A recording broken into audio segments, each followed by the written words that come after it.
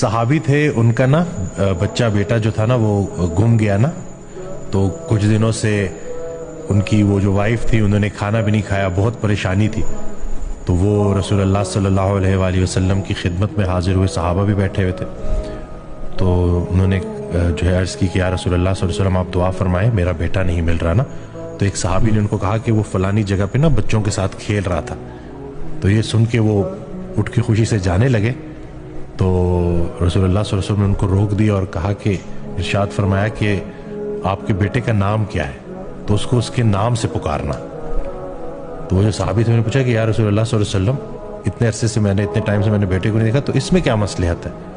تو رسول اللہ صلی اللہ علیہ وسلم نے ارشاد فرمایا کہ وہ بچوں کے ساتھ کھیل رہا ہے، تو تم نے اتنے ٹائم سے اپنے بچے کو نہیں دیکھا، تو جب بھی تم اس کو اتنے پیار سے بیٹا بولو گے نا، تو ہو سکتا ہے وہ کچھ یتیم بچوں کے بیچ میں کھیل رہا ہو تو کسی یتیم بچے کو اپنا باپ یاد نہ آ جائے. اللہ، اس لیے اس کو اس کے نام سے پکارنا. وہ اتنے پیار سے تم جب اس کو بیٹا بولو گے نا، اللہ، اب یہ معیار ہے جی.